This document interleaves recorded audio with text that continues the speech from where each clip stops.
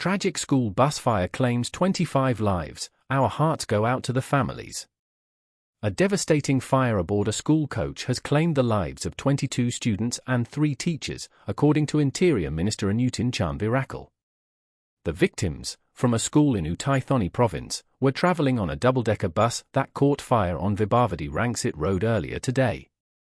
16 other students and 3 teachers managed to escape the blaze. One of the survivors reported that the bus door was initially jammed, making it difficult to escape, as Minister Anutin explained. The group, consisting of students aged 3 to 9 from Wat Khao Sangkharam school in Lan Sak district, was on a day trip. They had visited the Ayutthaya Historical Park and were heading to the Electricity Generating Authority of Thailand, EGAT, a learning centre in Nonthaburi. They were expected to return to school by 8 p.m. tonight. Minister Anutin, along with Transport Minister Rangsit, rushed to the scene to investigate and ensure medical aid for survivors. The ill-fated bus carried a total of 38 students and 6 teachers. Initial reports suggest that a tire blowout caused the vehicle to scrape against the metal guardrail, triggering sparks that ignited the gas tank, leading to the fire. The 16 surviving students and 3 teachers, some injured, were quickly taken to the hospital. Transport Minister also announced that the ministry would review the safety of CNG fuel, which was used in the coach. Our hearts and prayers go out to the families and all those affected by this heartbreaking tragedy. The school has released a statement on Facebook, advising parents to reach out for information regarding their children. 2 students in ICU after school bus fire, 1 faces potential vision loss. 2 of the 3 students injured in the school coach fire and admitted to Rangsit Hospital are currently on ventilators in the intensive care unit, ICU, with 1 facing a severe risk of losing her eyesight.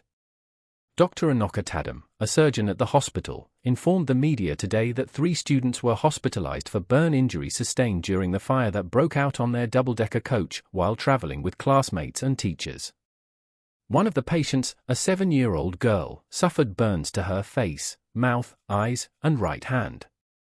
She developed breathing difficulties and is now on a ventilator in the ICU. Dr. Thani expressed concern that the girl may lose her vision and said she remains under close monitoring. The hospital has been in contact with her parents. Another patient, a 9-year-old girl, also sustained significant burns, though her condition is slightly less critical. She is also on a ventilator. The third patient, a 14-year-old, suffered minor burns. Dr. Thiranan Mitpanan, the hospital director, emphasized that psychological support is just as important as physical treatment for the injured students, as the trauma from the incident could have lasting emotional impacts. The hospital is committed to providing both medical and psychological care for the 3 patients. Meanwhile, Dr. Thanapong Jinwong, head of the Centre for Road Safety, raised concerns about the fire safety measures on the coach. He questioned whether fire extinguishers were available and used, noting that the bus had 2 exits, one in the middle and one at the rear, the latter of which was closed and too high for the children to use effectively. Dr. Jinwong stated that this tragic event should prompt the Education Ministry to review safety regulations for student field trips, especially regarding vehicle safety. In response to the incident, Public Health Minister Somsak Thepsutin has ordered immediate aid for the victims. The Chief Public Health Officer for Wat Khao Sangkharam confirmed that 8 injured students have been admitted to 2 hospitals, 6 at Rangsit Hospital and 2 at Rajaviti Hospital. Mae Sai residents ordered to evacuate again as heavy rains threaten new floods. Residents near the Sai River in Mae Sai sub-district are being urged to evacuate once again, as more flooding is expected due to heavy rainfall. Still reeling from last month's severe floods, the riverside community is bracing for another surge in water levels as the Sai River threatens to overflow. The Tambon Mae Sai Municipal Office issued an alert, warning of heavy to very heavy rainfall expected until Thursday, which could raise the river's water level and flood areas along its banks. Authorities have advised residents in vulnerable zones to seek refuge with relatives or move to community shelters or temples. Many riverside homes remain uninhabitable due to the extensive damage from the previous flooding, with many still filled with mud. As fresh warnings of more wet weather loom, residents of northern Thailand, already battered by recent downpours, are being told to prepare for additional flooding. Surasi Kittimanthan, Secretary-General of the Office of the National Water Resources, ONWR, said parts of the North, Central Plains, East, and even Bangkok are forecast to experience heavy rain and gusty winds. The Thai Meteorological Department, TMD, echoed these concerns, predicting heavy rainfall in the upper northern provinces of Chiang Rai, Phra Yau, and Nan, as well as in lower northern provinces like Phetchabun and Sukhothai. Director of TMD's Forecast Division, Somkwan Tanjan, confirmed that the rains will likely continue until Friday. Downstream, low-lying provinces like Ang Thong and Ayutthaya are at heightened risk due to the increased discharge from the Chao Phraya Barrage Dam, which is releasing water to prepare for incoming rains. Meanwhile, the northern regions are seeing a silver lining. Major dams, including the Pumibol Dam in Tak and the Sirikit Dam in Uttaradit, are experiencing replenished water levels, now reaching 61% and 91% capacity, respectively.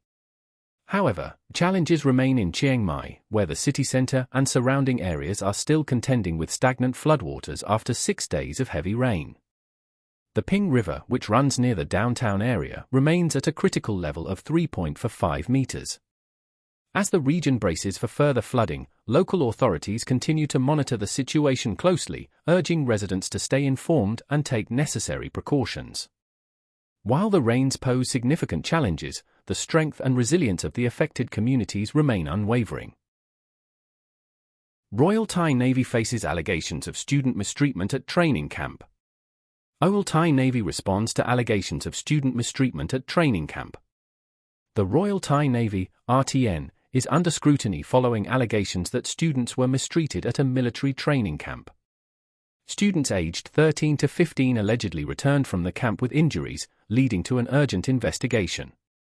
Rear Admiral Wirudam Wangjin, RTN spokesperson, addressed the claims, which were brought to light through a Facebook post by a user named Nui Isesi Jirapa. The post alleged that 125 students from a school in Samut Prakan province endured excessive force at the Phra Moha Jesadarakau Marine Corps camp during a behavioral training session held from September 25 to 27. Reported injuries included bruises, stomach aches, and fevers. The RTN has launched an investigation in cooperation with the school to verify the claims. According to Wirudam, the camp was intended to promote behavioral correction and was conducted with the school's approval and involvement, with teachers present throughout. He clarified that an image of a student in a wheelchair, which sparked concern, was a result of an accidental fall on the morning of September 27, and medical attention was provided immediately. The student's parents were informed that the injury was unintentional. Wirudam also addressed rumors of a student being slapped by an instructor, explaining that the supposed mark was camo paint, not evidence of physical abuse. He emphasized that instructors are prohibited from physically touching female students, in line with the agreement between the camp and the school.